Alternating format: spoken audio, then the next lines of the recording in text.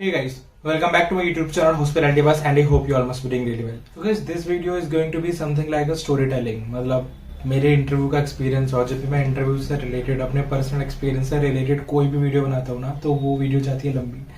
And I think तुम लोगों के लिए कभी कभी अच्छा भी है, तुम लोगों को बहुत कुछ सीखने को मिलेगा. मतलब बहुत कुछ तो नहीं, एटलीस्ट थोड़ा बहुत तो सीखने को मिलेगा ही.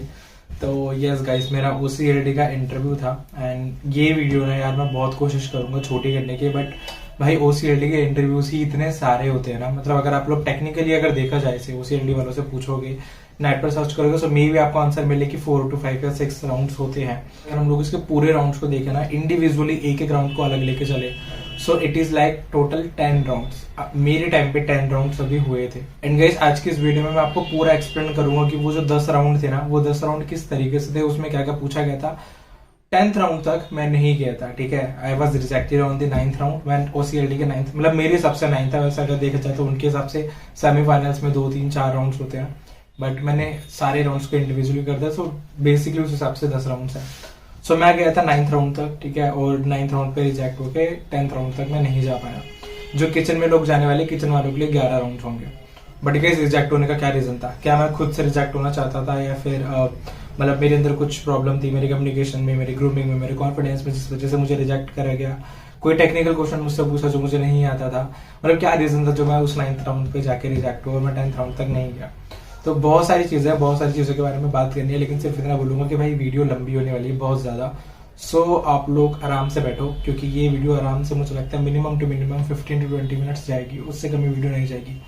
क्योंकि मैं हर राउंड को डिटेल से एक्सप्लेन करने वाला हूँ. अगर जो भी फ्यूचर में OCLD क्रैक करना चाहता है, OCLD नहीं, कोई सा भी इंटरव्यू तुम क्रैक करना चाहते हो ना, मतलब OCLD को सबसे ज्यादा मुश्किल माना जाता है. बैकग्राउंड में तुम लोगों को नॉइस भी आएगी, बट भाई मैं कुछ नहीं कर सकता. मेरा घर ही ऐसे लोकेशन में है जो पीछे से कितना कुछ मैंने कर लिया, लेकिन पीछे से शोर शराबा आता ही है. So I can not do anything about it. मैंने बहुत चीजें ट्राई कर ली. माइक है मेरे पास. तुम लोग बोलते कि माइक से वीडियो नहीं बनाते, मैं स्टार्टिंग से माइक से वीडियो बनाता हूँ, तुम्हें दिखता नहीं है. एनीवेज, तो गाइस, सबसे पहले मैं आप लोगों को ये बताता हूँ कि OCLD के इंटरव्यू के लिए मैंने अप्लाई कैसे करा. तो मैंने किसी कॉलेज के थ्रू अप्लाई नहीं करा था, किसी भी होटल मैनेजमेंट कॉलेज के थ्रू इसमें अप्लाई नहीं करा. मैंने नॉर्मली जाके वहां पर वॉक इन इंटरव्यू दिया फॉर OCLD. तो आपको नहीं पता तो मैं बता दूं कि इनके स्टेप के अपने वॉक इन इंटरव्यूज होते हैं. OCLD जो इनका मैनेजमेंट ट्रेनिंग प्रोग्राम है, उसके लिए वॉक इन इंटरव्यूज होते हैं, ठीक है. आप लोग बस जाओ और जाकर ओपन एक्सेस में जाके आप लोग इंटरव्यूज दे सकते हो. तो ये लोग ओपन एक्सेस के थ्रू भी एक्सेप्ट करते हैं. अगर कोई BCom कर रहा है, कोई BBA कर रहा है, कोई BTech कर रहा है, आप कोई भी डिग्री कर रहे हो, तो भी आप लोग जाके OCLD का इंटरव्यू दे सकते हो, एक्सेप्ट फॉर किचन. किचन के अलावा आप सेल्स दे सकते हो, गैस सर्विस का दे सकते हो, हाउस कीपिंग का दे सकते हो.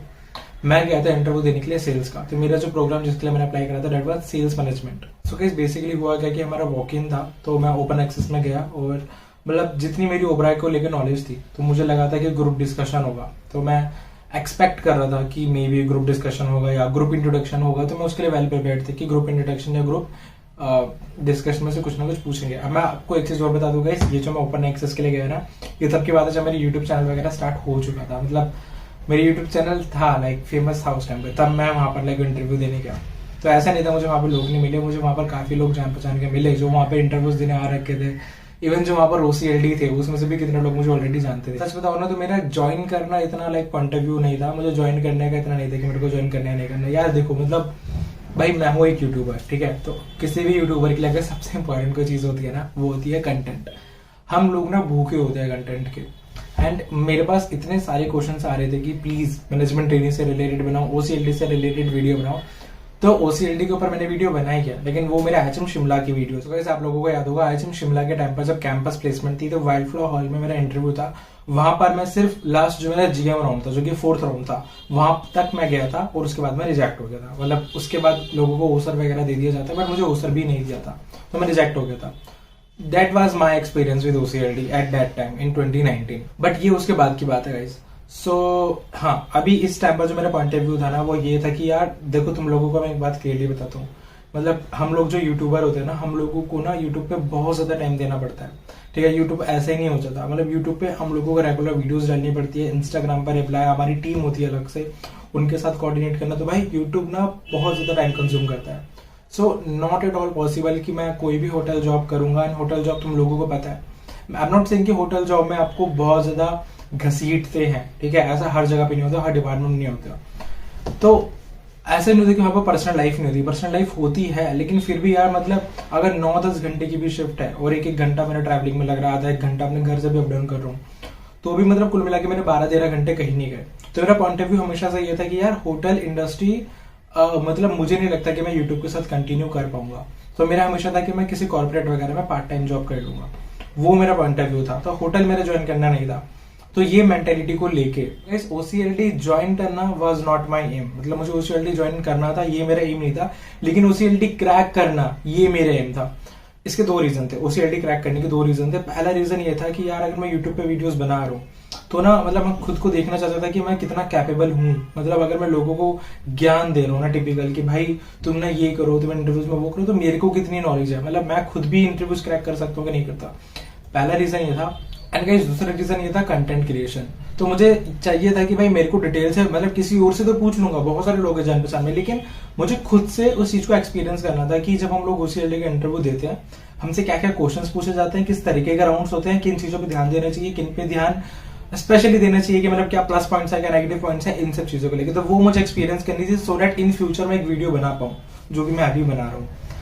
तो ये 2 मेरे रीजन थे। मतलब एक सेल्फ सेटिस्फेक्शन था कि भाई क्रैक तो करना है, ठीक है, ज्वाइन करना है नहीं करना वो बहुत डिफिकल्ट था और इतना नहीं था ज्वाइन करने का, क्योंकि मुझे पता था कि मैं ज्वाइन करके अगर मैं ज्वाइन करूंगा ना मुझे यूट्यूब चैनल अपना क्लोज करना पड़ेगा। एंड यूट्यूब चैनल भाई मैं क्लोज नहीं कर सकता। मैंने इस चैनल पे बहुत मेहनत करी है गाइस, ठीक है, मतलब मुझे पता है कि एक एजुकेशनल यूट्यूब चैनल को चलाना कितना ज्यादा मुश्किल है। लोग नॉर्मल टिकटॉक और रील बना के इतने मिलियन में व्यूज ले लेते हैं। मेरे सिर्फ अभी 25,000 सब्सक्राइबर्स हैं, लेकिन वो मेरे लिए बहुत बड़ी बात है because hospitality management education related ये यूट्यूब चैनल है। तो मुझे पता है कि लाइक मेरी कितनी मेहनत लगी है इस यूट्यूब चैनल पे। गाइस ये सब चीजें मैं आपको इसलिए बता रहा हूँ कि इससे ना मतलब मेरे अंदर ना कॉन्फिडेंस बहुत ज्यादा था कि मैं किसी भी राउंड में मैं रिजेक्ट हो जाऊँ ओसीएलटी के, मुझे दुख नहीं होगा। क्यों? क्योंकि मेरा एम ही नहीं था ज्वाइन करना। ऑफकोर्स मेरा एम था क्रैक करना, बट कंटेंट क्रिएशन मिल जाए, कंटेंट मिल जाए कि कैसे यूट्यूब पे आके बताऊं बच्चों को। एंड सेकंड थिंग इज कि देख लेते हैं क्रैक करके होता है कि नहीं होता, बट ज्वाइन करना वाज नॉट माय एम। तो इसलिए लाइक इस मेंटालिटी को लेके ना मतलब मेरे अंदर बहुत ज्यादा कॉन्फिडेंस था। क्योंकि आपको मैं एक चीज बता दूं गाइस, आई नो कि मतलब मैं बहुत ज्यादा टाइम ले रहा हूँ इस जगह पे, लेकिन ये बहुत इंपॉर्टेंट है। मैं बस अपनी फीलिंग्स को एक्सप्रेस करना चाहता हूँ। सो द थिंग इज कि जिस इंसान के पास खोने के लिए कुछ नहीं होता ना उसके पास बहुत कॉन्फिडेंस होता है। मेरा वही था। बच्चे होते हैं उनके अंदर ये होता है कि भाई अगर ओसीएलटी का मैनेजमेंट ट्रेनिंग नहीं हो तो मेरा क्या होगा। मेरे अंदर ऐसा नहीं था। मेरे अंदर नहीं होता ठीक है ना, कोई बात नहीं, लाइफ तो अच्छी चली रही है। सो मेरा वो मेंटेलिटी थी। तो उस वजह से ना मेरे अंदर कॉन्फिडेंस बहुत ज्यादा था। तो इस कॉन्फिडेंस को लेके मैंने वॉक इन इंटरव्यू दिया, वहां पर बहुत सारे लोग दिखे। मैं तुम्हें ओवर कॉन्फिडेंस नहीं बोलूंगा, बट यस गाइस मेरे जो ना डर नहीं था बिल्कुल भी। और तुम्हें सच बताऊं ना मतलब इतना ना एक सेल्फ कॉन्फिडेंस था कि भाई मैं 7th-8th राउंड तक तो जाऊंगा ही जाऊंगा, मतलब सेमीफाइनल्स तक तो मैं पहुंच जाऊंगा। जिन लोगों को नहीं पता मैं इन शॉर्ट बता दूं गाइस, ओसीएलटी का इंटरव्यू बहुत ज्यादा मुश्किल होता है क्रैक करने का। मोस्टली लोगों को 4th राउंड पे रिजेक्ट कर दिया जाता है। जीएम राउंड के बाद बहुत कम लोग पहुंचते हैं, ठीक है। तो ऐसा नहीं है कि बहुत ईजी है इस इंटरव्यू को क्रैक करना, मतलब बहुत ज्यादा इंटरव्यू को क्रैक करना मुश्किल है। And it is one of the finest hospitality management training program in India and abroad. Global level पे भी इसके बहुत ज्यादा वैल्यू है ओसीएलटी की। तो बिल्कुल भी इजी नहीं है ऐसा क्रैक करना। तो मैं एक्सपेक्ट कर रहा था कि जीडी या जीआई होगा, बट फर्स्ट राउंड बस एक्सटेम्पोर। तो हम लोग वहां पर बैठे 10-12-15 लोग और हमारा एक्सटेम्पोर चालू हो गया। और एक्सटेम्पोर में ये था कि वहां पर ना एक लाइक कांच का ऐसा बाउल सा रखा था। सो उस कांच के बाउल में बहुत सारी चिट्स डली हुई थी गाइस। अब उन चिट्स में से लाइक हम लोगों को ऐसे रोल करके कोई सा एक पर्ची उठानी थी और उसमें जो भी टॉपिक आएगा उस टॉपिक पे हम लोगों को सबके सामने खड़े होकर बोलना था। पैनल में गाइस हमारे साथ 2-3 लोग बैठे हुए थे पैनल के, तो वो भी सीनियर लेवल के लोग थे जो हमारा इंटरव्यू को ले रहे थे। 12-13 बच्चे थे और 2-3 हमारे साथ फैकल्टीज बैठे थे, 1-2 हमारे साथ ओसीएलटीज भी थे जो कोऑर्डिनेट कर रहे थे। सो अभी ना एक वर्ड होता है किस्मत, ठीक है। तो किस्मत बहुत ज्यादा यहाँ पर रोल प्ले करती है और शायद मेरी किस्मत अच्छी थी। मैंने आप लोगों को एक बात बोली थी स्टार्टिंग में कि मतलब मेरा यूट्यूब चैनल एक अच्छे लेवल पे था उस टाइम पे जब मैं वहां पर इंटरव्यू देने गया। तो जब मैंने पर्ची वहां पर ली तो कोइंसिडेंस था गाइस कि मेरी पर्ची में जो नंबर आया ना, मतलब मेरी पर्ची में जो लिखा हुआ आया, मेरे को ऐसे प्रॉपर याद नहीं, but it was related to social media. तो उसमें देखिए सोशल मीडिया के बारे में मुझे बोलना है। तो यार वो पढ़ते ही ना मैं इतना ज्यादा खुश हो गया कि मैंने like social media, like this is something I have been doing from past 2-3 years। तो सोशल मीडिया को सुनकर मुझे ऐसा लगा भाई इसके ऊपर तो मैं बोलना चालू कर सकता हूँ बहुत आराम से। टाइम लिमिटेशन थी, बस 1 मिनट तक कुछ बोलना था। तो भाई मैंने तो बोलना चालू कर दिया। एंड मैं आपको बता दूंगा उस एक्सटेम्पर में बेसिकली वो लोग जज क्या कर रहे थे। तो वो लोग जज कर रहे थे हमारी स्माइल को, हम लोग कितना स्माइल करते हैं बोलते टाइम, हमारे कपड़ों को, हमारे कपड़े दिखने में कैसे हैं, हमारे कपड़ों की प्रेस है कि नहीं, मतलब इन सब चीजों से रिलेटेड हमारी ग्रूमिंग को देख रहे थे। ग्रूमिंग को ऊपर से नीचे तक एक जो पैनल थे ना, वो हमारा इस चीज को नोटिस कर रहे थे कि हमारी कम्युनिकेशन कैसा है, और दूसरे जो पैनलिस्ट बैठी थी वो ये चीज को जज कर रही थी कि कपड़े कैसे है, ड्रेसिंग सेंस कैसा है, और ग्रूमिंग है कि नहीं, लाइक ये सब चीजें। सो पहला राउंड था एक्सटेम्पोर, और गाइस एक्सटेम्पोर में मतलब बहुत सारे बच्चों ने बोला, तो आप ये मान के चलो कि अप्रोक्सीमेटली 12-13 बच्चों में से उन्होंने 4-5 बच्चों को ले लिया था for next round, that is personal interview. तो उसके बाद हमारा डायरेक्टली पर्सनल इंटरव्यूज होना था पैनलिस्ट के साथ। तो ये इतना हमारा एक्सटेम्पोर हुआ। एक्सटेम्पोर में भी काफी बच्चों को रिजेक्ट करा क्योंकि अलग अलग जगह पे इंटरव्यूज हो रहे थे। गाइस इसके बाद स्टार्ट होता है हमारा पर्सनल इंटरव्यू, ठीक है। तो एक्सटेम्पोर इतना हो गया, उसके बाद पर्सनल इंटरव्यू था। अब पर्सनल इंटरव्यू में मेरे आसपास इतने सारे लोग बैठे हुए ना, वो सारे बहुत ज्यादा घबरा रहे थे कि भाई क्या करना है क्या नहीं करना है। कितने लोग मैंने मेरी यूट्यूब की वीडियोस देखी थी तो मुझसे पूछ रहे थे कि आप बताओ यार, मतलब आपने तो इतना मतलब यूट्यूब पे वीडियोस बनाई हैं और इतना कुछ इतना टाइम से वीडियो बना रहे हो, आपने तो इंटरव्यू भी दे रखा OCLT का, तो आपको तो पता होगा क्या क्या पूछते। तो मैंने बोला कि हाँ भाई, मतलब जो जो चीजें मैंने सबको बता दी। और बट मैं तुम लोगों को ये बता रहा हूँ उस टाइम पर भी ना मेरे अंदर मतलब डर नहीं था, मेरे अंदर बिल्कुल भी, मेरे अंदर कॉन्फिडेंस था, मेरे पास खोने के लिए कुछ था ही नहीं, ठीक है। मेरा अंदर ऐसा नहीं था लाइक अगर OCLT मिल जाए तो मेरी लाइफ सेटल हो जाएगी, and like OCLT is the only thing I want in my life. No, मिलता है ठीक है, अदरवाइज कोई बात नहीं। Of course it is one of the finest program जो बच्चों का ड्रीम होता है, बट मैंने अपने अंदर कॉन्फिडेंस ऐसा बिल्ड कर रखा था कि ठीक है नहीं भी मिलता तो नो वरीज, फाइन। ऐसा कॉन्फिडेंस लाइक लेके चला था मैं। सो मतलब बहुत सारे बच्चों का इंटरव्यू चल रहा था, मेरा सेल्स था, तो ऑफ कोर्स मुझे ऐसा लगा था कि मेरे से सेल्स से रिलेटेड क्वेश्चन पूछेंगे, तो मैं सोच रही थी कि पता नहीं क्या ही पूछेंगे सेल्स से रिलेटेड। बाकी बहुत सारे बच्चे थे फ्रंट ऑफिस के थे, मतलब फ्रंट ऑफिस F&B थे, उनका सेम ही है, गेस्ट सर्विस मैनेजमेंट, किचन था, हाउसकीपिंग था। तो अभी मैं आप लोगों को डायरेक्टली लेके चलता हूँ मेरा पर्सनल इंटरव्यू पे। सो गाइस मैं रूम में एंटर करता हूँ पर्सनल इंटरव्यू के लिए। वहां पर 2 पैनलिस्ट थे, और कोइंसिडेंस देखो कि उन 2 पैनलिस्ट में से एक पैनलिस्ट जो थी वो पैनलिस्ट को मैं जानता था। ये मेरा कोइंसिडेंस था, ठीक है। लाइक आप लोगों को पता होगा कि मैंने ओबरा होटल से अपनी ट्रेनिंग करी है, इंडस्ट्रियल ट्रेनिंग इंटर्नशिप। सो कोइंसिडेंस कि वो 2 पैनलिस्ट में से एक पैनलिस्ट को मैं जानता था, इवन बहुत अच्छे से जानता था। उनको मेरी इतनी इमेज याद नहीं थी, लाइक इतना मेरे बारे में याद नहीं था, लेकिन मैं उनको बहुत अच्छे से जानता था। इवन मेरे बहुत अच्छे रिलेशंस थे, मैं बहुत रिस्पेक्ट करता था उनकी। जैसे ही मैंने देखा I started smiling at her and I was like, oh my god you are here. तो बहुत ज्यादा खुशी हो गई देख के कि मतलब like okay fine, like this is someone I know. तो जब ऐसा कुछ करते ना तो बहुत ज्यादा खुशी होती है एंड यू फील काम, तो तुम लोगों को बहुत नॉर्मल सा फील होता है। तो उस टाइम पर एक तो मेरा कॉन्फिडेंस तो मतलब मेरे अंदर था ही, और दूसरी बात मुझे डर तो था ही नहीं। डर नहीं था, नॉर्मल फील हो रहा था, लाइट फील नहीं था, बस नॉर्मल फील हो रहा था। लेकिन जैसे मैंने मैम को देखा तो मुझे और ज्यादा लाइट फील हो गया कि oh my god, like this is someone I know. तो शी आस्क्ड मी कि why you are smiling, you know me? तो आई टोल्ड हर कि लाइक हाँ मैम, इंटर्नशिप के टाइम पे I met you, and then उन्हें सब कुछ याद दिलाया। तो then she was like okay now I remember you are that guy. अब मेरे OCLT के इंटरव्यू में मुझसे पूछा गया, सबसे पहला क्वेश्चन ये था कि अभी आप क्या कर रहे हो, ठीक है। So I will tell you one thing guys, कि वो जो सिचुएशन थी ना जिस टाइम पर मैंने उन्हें बोला कि like I know you and I smile and then we talk, उसके बाद ना इंटरव्यू की तरह था ही नहीं। It was more like a conversation for me. Maybe it was an interview but I took it as a conversation. मैंने उसे एज अ कन्वर्सेशन लेके चला।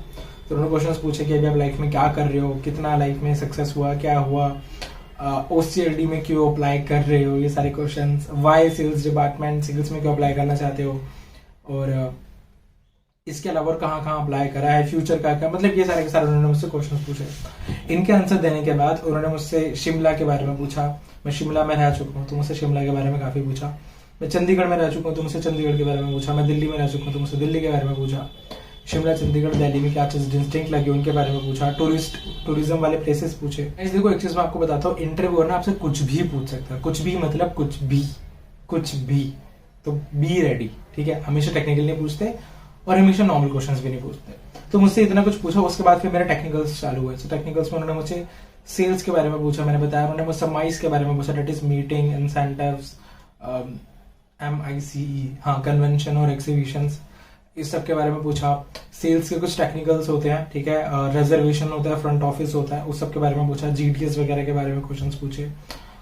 PMS के बारे में मुझसे क्वेश्चंस पूछे। रेफपार के बारे में मुझसे क्वेश्चन पूछे।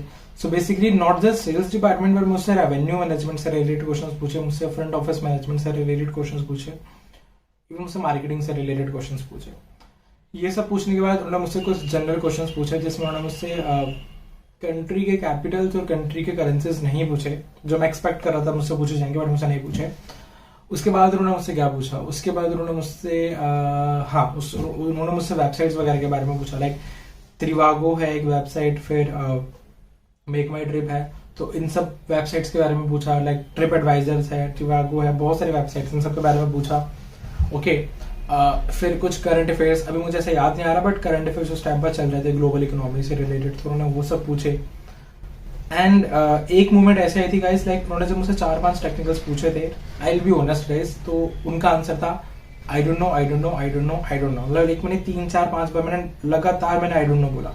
तो अगर मेरे पर्सनल इंटरव्यू में स्टार्टिंग से लेके एंड तक ना मेरे पास कॉन्फिडेंस बहुत था, लेकिन एक चीज जो गलत थी वो ये थी कि मेरा इंटरव्यू स्टार्ट यहाँ से हुआ था। लाइक कन्वर्सेशंस की वजह से ना यहाँ लाइक इतना बढ़िया लेवल पे पहुंच गया था, लेकिन क्योंकि मुझे इतना कुछ आता नहीं था तो वो यहाँ कर दिया था, लाइक क्लास तक एकदम नीचे तक आ गया था, क्योंकि मुझे इतनी नॉलेज नहीं थी कि लाइक टेक्निकल मैंने इतना प्रिपेयर नहीं किया था। And I am being honest guys, seriously उस टाइम पर भी ना मैंने कैपिटल्स, करेंसीज, मैंने कुछ भी करंट अफेयर्स इतना पढ़ के नहीं गया था। नॉर्मल एक बच्चा जो उस एलडी के लिए अगर 100% प्रिपेयर करता ना, मेरी प्रिपरेशन सिर्फ 2 या 3% थी। मेरा ये था कि यार जो भी है ना किस्मत के ऊपर छोड़ देते हैं। मतलब मैं ना सच बताऊं, मैं इन चीजों में बहुत विश्वास करता हूँ, लाइक इस चीज के ऊपर कि तुम्हारी डेस्टिनी क्या है। ऑफकोर्स हम लोगों को अपना 100% देना होता है, बट आई बिलीव कि हमारी कुछ ना कुछ डेस्टिनी होती है। मतलब जो तुम लोगों को मिलना है ना वो तुम लोगों को मिलके रहेगा, तुम कुछ भी करो वो चीज नहीं जाने वाली। जो तुम्हें नहीं मिलेगा ना वो तुम्हें कभी भी नहीं मिलेगा, लेकिन जो तुम्हें मिलेगा वो तुम्हें 100% मिलेगा। डेट इज इस तरीके से, मतलब इस दुनिया में कुछ एनर्जी काम करती है। तो मेरा पर्सपेक्टिव यही था कि मैं वहां पर जा रहा हूँ, मैं अपनी तरफ से पूरा चिल आउट रहूंगा, कॉन्फिडेंट रहूंगा, एंड मैं देखना चाहता था कि लाइक ऐसे सिचुएशन में भी क्या मैं इंटरव्यू क्रैक कर सकता हूँ। सो पर्सनल इंटरव्यू हुआ, जेडी हुआ, उसके बाद हम लोगों को बोला कि तुम लोग घर जाओ, इसका रिजल्ट कुछ दिन में आ जाएगा। अगर तुम लोग शॉर्टलिस्ट होते हो तो तुम लोगों का 3rd राउंड होगा, जो कि logical reasoning plus English plus quantitative aptitude वाला एक टेस्ट होगा ऑनलाइन, वो तुम्हारा टेस्ट होगा। अब यहाँ पर मैं गाइस एक चीज बोलना चाहूंगा, हर किसी के ना इंटरव्यू के राउंड्स अलग अलग तरीके से होते हैं। जैसे हम लोगों का जो वॉक इन था, ठीक है, हमारे लिए इंटरव्यूज अलग तरीके से है। जो लोग कॉलेज के थ्रू देंगे उनके लिए अलग तरीके से होते हैं। तो उनका हो सकता है मे बी साइकोमेट्रिक टेस्ट हो, जिसमें उनसे बस साइकोलॉजिकल वाले क्वेश्चन पूछे, बट हम लोगों से लॉजिकल रीजनिंग वाले क्वेश्चन पूछे थे, रीजनिंग वाले। सो हर किसी के इंटरव्यू राउंड्स अलग होता है। This is I am talking about walk in interview, जो मैंने ओपन एक्सेस दिया था। जो लोग होटल के थ्रू देंगे उन लोगों को जीडी नहीं देना होता, उन लोगों को पीआई नहीं देना होता, उन लोगों को एलआर से ही उनका सारा कुछ स्टार्ट होता है, लॉजिकल रीजनिंग वाले टेस्ट से। तो ये मैं तुम लोगों को अपने वॉकिंग का बता रहा हूँ। आई थिंक सबसे ज्यादा इंटरव्यूज हम लोगों को देने पड़ते हैं, प्लस आई थिंक शायद जो मे भी कॉलेज में होते होंगे। सो हाँ, मतलब लाइक ये चीज हुई। उसके बाद मैंने वेट करा, मतलब अब ये मान के चलो अप्रोक्सीमेटली 1 महीना इसमें लगा। तो अब ये मान के चलो कि ओपन एक्सेस मैंने दिया था सितंबर के आसपास, ठीक है, लाइक सितंबर में मैंने दिया। और जो मेरा 9th राउंड का जो मेरा रिजल्ट आया था, सेमीफाइनल का जो लास्ट का रिजल्ट आया था, वो गाइस मेरा आया था फरवरी के स्टार्टिंग में जाके। तो आप मान सकते हो गाइस सितंबर, अक्टूबर, नवंबर, दिसंबर, जनवरी, 6 महीने पूरे इंटरव्यू प्रोसेस के इसमें लग गए। एंड लाइक उसके बाद जाके like you are not selected. तो उसका अलग रीजन थे, आई विल एक्सप्लेन यू कि उसका भी क्या रीजन था। सो गाइस इतना हो गया। उसके बाद मैंने वेट करा, और सच बताऊं तो मतलब अपनी लाइफ में बहुत नॉर्मलाइज हो गया। मतलब था कि ठीक है, अगर आता है तो ठीक है। मतलब घूम फिर के वही बात थी कि अगर ये दुनिया चाहती होगी, दुनिया से मेरा मतलब है कि इफ दी एनर्जी जो कि इस दुनिया को चला रही है, जो भी energy, positive energy, negative energy, लोग विश्वास सकते हैं, तो जो भी पॉजिटिव एनर्जी है, अगर ये चाहती होगी कि लाइक मुझे आगे जाना चाहिए, इसने सोच रखा होगा, तो आई गो। लाइक मैं इन चीजों में बहुत बिलीव करता हूँ। तो मतलब जो भी था कि मतलब मुझे ऐसा था कि देखते हैं क्या होगा, जो भी होगा अच्छा ही होगा, ऐसे करके। तो फिर मुझे ईमेल आती है कि dear mister Verma, congratulations, you have been shortlisted for the next round of OCLE। So सारा प्रोसेस ईमेल के थ्रू था, मेरे पास सारी ईमेल्स अभी पड़ी हुई हैं। तो ईमेल आई मेरे पास, और उसमें ऐसा ऐसा करके लिखा था, और अब मुझे नेक्स्ट था मेरा लॉजिकल रीजनिंग का टेस्ट। तो इससे इतना क्लियर हो गया था कि मेरे अभी स्टार्टिंग के 2 राउंड क्लियर है। तो लॉजिकल रीजनिंग जो टेस्ट था उसके बारे में भी थोड़ा एक्सप्लेन कर देता हूँ। वो मेरे लिए 3rd राउंड था। एंड गाइज अभी मेरे को नहीं पता कि एलिमिनेशन होता है नहीं होता, लेकिन आई थिंक एलिमिनेशन होना चाहिए। रीजन बीइंग कि उसमें यार लॉजिकल रीजनिंग में आपसे प्रॉपर क्वेश्चन पूछ रहे हैं, ठीक है। जैसे कि साइकोलॉजिकल के जो क्वेश्चन होते हैं ना, उसमें मतलब वो बच्चे निकाल लेते हैं, लेकिन logical reasoning is not that much easy, ठीक है। लॉजिकल रीजनिंग, सो लॉजिकल रीजनिंग था, इंग्लिश था, क्वांटिटेटिव एप्टीट्यूड था, ये सारे के सारे क्वेश्चंस थे। बेसिकली आप लोग जो एनसीएमसीटी लेवल पे पढ़ते हो ना, उस तरीके के क्वेश्चंस थे। अब ये मान के चलो, लेकिन इसमें भी टाइम लिमिटेशन हमारी होती है, तो वो टाइम लिमिटेशन को देख के आपको टेस्ट देना होता है, लाइक उतने पर्टिकुलर टाइम में आपको सॉल्व करना पड़ेगा।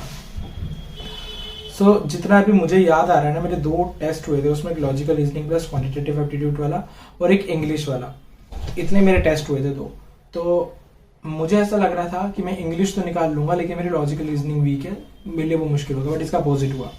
मेरी इंग्लिश इतनी अच्छी नहीं गई, बट मेरा लॉजिकल रीजनिंग बहुत अच्छा गया। बहुत अच्छा मतलब आई थिंक जितनी अभी मुझे याद आ रहा है, सॉरी मैंने लिख के नहीं रखा, पर जितना भी मुझे याद आ रहा है, मैंने 12-13 क्वेश्चन में से 10 क्वेश्चन तो अप्रोक्सीमेटली मेरे 100% ठीक थे। और इंग्लिश में अब ये मान के चलो कि मे बी सिर्फ लाइक 3, 4 या 5 क्वेश्चन ठीक थे 15 में से अप्रोक्सीमेटली, जो भी था। सो इस तरीके से कुछ लॉजिकल रीजनिंग का मैंने टेस्ट दिया। ऑनलाइन टेस्ट था, घर बैठे हम लोग टेस्ट दे सकते थे, और ऐसा नहीं था कि कोट पैंट में देना था, किसी भी कपड़ों में दे सकते। आपकी ऑफकोर्स वीडियो रिकॉर्ड होती है, तो आप लोग चीटिंग नहीं कर सकते, बट जो भी है SHL जो है उसके थ्रू ये टेस्ट वगैरह सारे कंडक्ट करवाए जाते हैं, तो उसी के थ्रू मेरे टेस्ट हो रहे थे। रीजनिंग का टेस्ट हो रहा है। उसके बाद मुझे कुछ ईमेल आती है मेरे कंफर्मेशन के कि वो टेस्ट आपका कंप्लीट हो चुका है। एंड जो नेक्स्ट राउंड था जनरल मैनेजर का राउंड, उसके लिए ना हुआ ये है कि गाइस मेरे को कोई भी ईमेल नहीं आई, मेरे को डायरेक्टली कॉल आई होटल से। सो ओबराय की प्रॉपर्टी से मेरे को कॉल आई, एंड उन्होंने ये बोला कि आपका इंटरव्यू है जनरल मैनेजर राउंड, और आपको आके इस दिन आके इस डेट पे आके इस टाइम पर आके अपना जनरल मैनेजर राउंड का इंटरव्यू देना है। तो मतलब मैंने बोला ठीक है। मंडे को मेरा इंटरव्यू था, तो फिर मैंने इंटरव्यू के लिए थोड़ा बहुत सच बताऊं तो प्रिपेयर करना चालू करा। मैंने कंट्री के कैपिटल्स, करेंसीज, लाइक बेसिकली जो भी आपने मेरी पहले वीडियोस देखी हैं, front office technical, sales technical, सारे टेक्निकल्स वगैरह पढ़ के, करंट अफेयर्स वगैरह थोड़ा बहुत लाइक मैंने अपनी तरफ से प्रिपेयर कर लिया था फॉर जनरल मैनेजर राउंड। वैसे ये जो भी आप लोग क्लिप देख रहे हो, ये क्लिप मैंने वीडियो शूट करने के बाद बनाई है, और ये क्लिप मैं यहाँ पर अभी ऐड इसलिए कर रहा हूँ आप लोगों को बताने के लिए कि वीडियो गाइस बहुत ज्यादा लंबी हो रही थी, लेकिन आप लोगों को ना एक्सप्लेन करना बहुत ज्यादा जरूरी था। मैं बस नॉर्मली यार ऐसे बोल बोल के एक्सप्लेन नहीं कर सकता था। अगर इतना था तो मैं यहाँ पर वीडियो भी क्यों बनाता, मतलब बस जाके कोरा पे लिख सकता था इंटरव्यूज के बारे में। बट मैं चाहता हूँ कि तुम लोग फील करो जो मैंने फील करा, तुम लोग इमेजिन करो उस चीज को, जो चीज मैंने एक्सपीरियंस करी है, तभी तुम लोग जाके कल को उस इंटरव्यू को अच्छे से दे पाओगे। सो यस गाइस, ये जो वीडियो है ना आप लोग अभी देख रहे हो, this is just the part 1। तो इस वीडियो के 3 पार्ट आने वाले हैं OCLD की वीडियोस के। मैंने इस वीडियो को 3 पार्ट्स में डिवाइड कर दिया है। ये जो आप लोगों ने वीडियो देखी ना, ये है पार्ट 1। इसके बाद पार्ट 2 एंड पार्ट 3 भी मेरे चैनल पर ऑलरेडी अपलोड हो चुके हैं, इसी के साथ अपलोड हुए हैं। तो गाइस आप लोग जाके अभी पार्ट 2 देख सकते हो, और उसके बाद आप लोग पार्ट 3 देख सकते हो। गाइस ये वीडियो यहीं पर खत्म होती है, एंड मैं आप लोगों को रेकमेंड करूंगा कि आप लोग पार्ट 2 जाओ, देखो। उसमें मैं आपको बता रहा हूँ अपनी जनरल मैनेजर के राउंड की जर्नी, कि जनरल मैनेजर राउंड में मुझसे क्या क्या पूछा गया, उसके आगे के जो फर्दर राउंड्स हैं, क्योंकि वो वीडियो भी बहुत ज्यादा लंबी हो रही थी, तो उसे भी मैंने फिर 3rd पार्ट में डाला है। तो इस वीडियो के 3 पार्ट्स हैं, आपको चैनल पे मिल जाएगा, डिस्क्रिप्शन बॉक्स में भी आपको उसका लिंक मिल जाएगा। सो गाइस मिलते हैं मेरी नेक्स्ट वीडियो में, तब तक के लिए thanks for watching and have a nice day.